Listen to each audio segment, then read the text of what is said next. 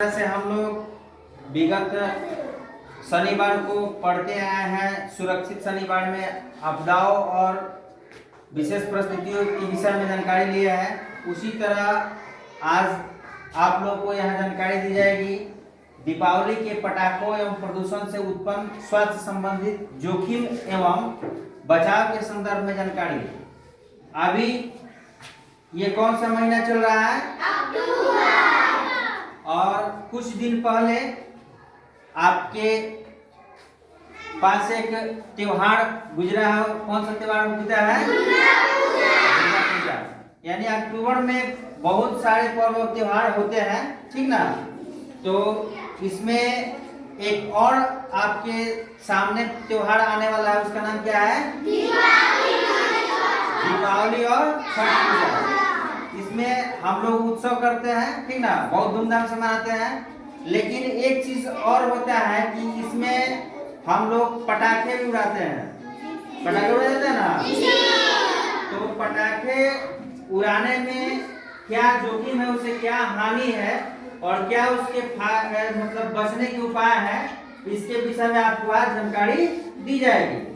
सर्वप्रथम हम देखते हैं कि जब हम पटाखा उड़ाते हैं तो क्या होता है? वायु प्रदूषण होता है। क्या होता है? पटाखा जलाने से वातावरण में हानिकारक गैस पहुंचता है। हानिकारक गैस पहुंचता है, जैसे कार्बन डाइऑक्साइड, सल्फर डाइऑक्साइड और नाइट्रस ऑक्साइड। इन सभी गैसों के उत्सर्जन से वायुमंडल में क्या होता है? वातावरण प्रदूषित होने लगता है और वायु प्रदूषित होने लगता है, जिससे स्वास्थ्य संबंधी समस्या उत्पन्न होने लगती है। जैसे अस्थमा, कुछ लोग का दमा का नाम सुने हैं? तो कुछ लोग का जो होता है, पटाखे में वायु के साथ, धुआं के साथ कुछ कण आता है जो फेफड़े में पहुंचता है। और वैसे लोग जो पीड़ित हैं किसी बीमारी से, जैसे अस्थमा और एक दो बीमारी है श्वास की, उस बीमारी से पीड़ित है, उन लोगों के लिए बहुत घातक हो जाता है, उनकी परेशानी बढ़ जाती है। खांसी और सर्दी, धुआं के और एलर्जी के प्रकोप से बहुत लोग खांसी सर्दी हो जाता है। और एलर्जी होता है, पटाखा में जो मौजूद जो रसायन होता है उससे क्या होता है? त्वचा पर खुजली वगैरह भी होने लगता है। दूसरी चीज जो है ध्वनि प्रदूषण। दूसरी चीज क्या है? ध्वनि प्रदूषण से भी हमें काफी नुकसान पहुंचते हैं। पटाखों की तेज आवाज से ध्वनि प्रदूषण होता है। ध्वनि प्रदूषण पटाखों की तेज आवाज से भी होता है, जिससे भी कई समस्या उत्पन्न हो सकती है, जैसे श्रवण बाधित होना। खासकर छोटे बच्चे और बुजुर्गों में क्या होता है? सुनाई कम देने लगता है। पटाखों की तेज आवाज उनके कान तक पहुंचती है तो उन्हें नुकसान पहुंचता है। और मानसिक तनाव भी उत्पन्न होता है। जैसे आप देर रात तक पटाखा उड़ाइएगा, कोई व्यक्ति सोया हुआ है तो उनको उसे तकलीफ महसूस होगा और वे अच्छे से नींद नहीं ले पाएंगे, तो क्या हो जाएंगे? तनाव ग्रसित हो जाएंगे। इसलिए इस सब चीजों को ध्यान रखना है। आंखों और त्वचा पर भी इसका प्रभाव है।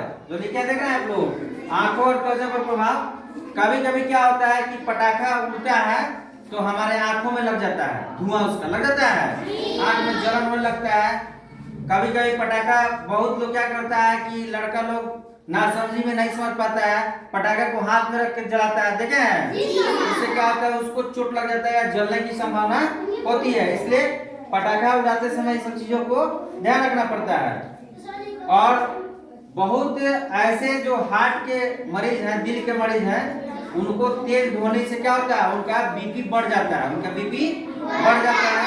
और उससे उनको कठिनाई महसूस होती है। उनका हो सकता है कि उनका बीमारी बढ़ भी जाए। इसलिए हमको इस सब चीजों पर ध्यान रखना है। पटाखा सावधानी से ही उड़ाना चाहिए, संभव हो तो नहीं भी उड़ाना चाहिए।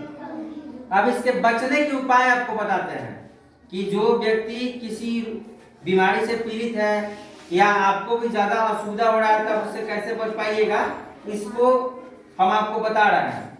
जैसे पटाखों में जो हानिकारक पदार्थ मिलाया जाता है, आप पता करिए कि कुछ ऐसे पटाखे होते हैं जो वातावरण को ज्यादा हानि नहीं पहुंचाते हैं, वैसे पटाखे का इस्तेमाल आप करिए।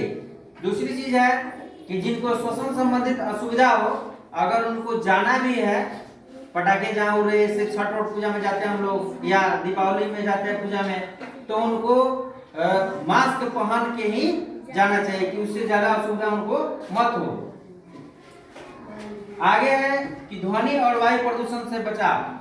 ध्वनि और वायु प्रदूषण से बचाव, इसके लिए यदि संभव हो तो हम क्या करेंगे, प्रदूषित क्षेत्र जो होता है जहाँ से ज्यादा पटाखा और ज्यादा ध्वनि होता है उस जगह पर नहीं जाएंगे, घर के अंदर ही रहना चाहिए। विशेषकर बच्चों और बुजुर्गों को घर के अंदर ही रहना चाहिए, क्योंकि उनके कानों तक तेज आवाज आएगी तो उनको उससे असुविधा हो सकता है।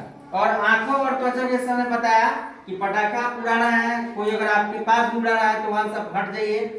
जब यदि उसका धुआं आपके आंख में लगेगा या उड़ के पड़ेगा तो आपके क्या होता है, कपड़ों में जल भी सकते हैं या आपके आंखों में जलन वगैरह उत्पन्न हो सकते हैं।